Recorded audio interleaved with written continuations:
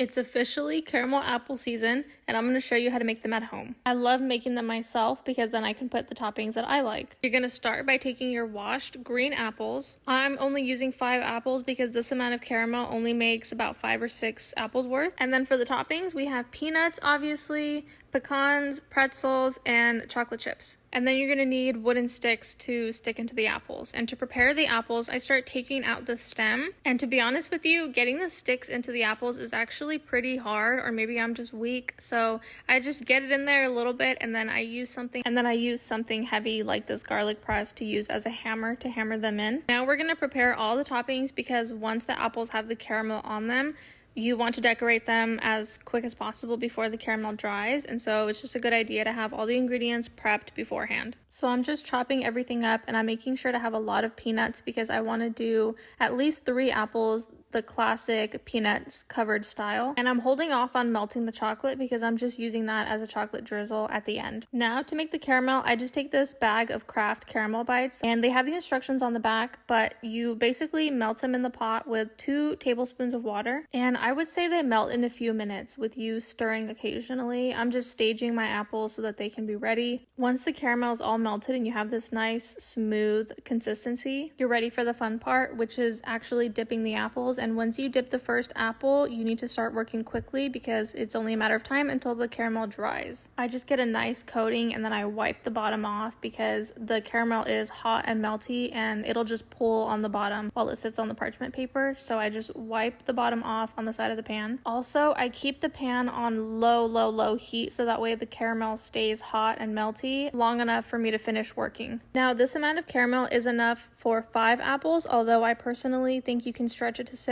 because there was some left over. Now for my favorite part, which is decorating. To coat them in peanuts, I find that the easiest way is to squish it into the bowl. That gets the peanuts all stuck to it. Same thing for the other flavor. I start by squishing it down into a bowl of pecans. And then I like pretty big chunks of pretzels, so I just take them and I press them into the apple one by one. And although I love the classic peanut, personally, this flavor, the pecan and pretzel, is my personal favorite. And you can obviously customize the toppings to whatever you like. Now that the apples are all coated and we're not on a time crunch anymore, I'm going to melt the chocolate. I just put the bowl in the microwave for a few seconds at a time, stirring in between so that it doesn't burn. And then I add just a little bit of coconut oil to thin it out and make it shiny. And then I just use the spatula to drizzle it over the top. It's not super neat and professional looking, but they are really good. And they're just for my husband and I. So that's how you make caramel apples. I love doing this in the fall. Not only are they really good and I feel like I can have one a day, it's also just really fun to do. Now go ahead and put them in the fridge to chill for about an hour and then they're ready to eat.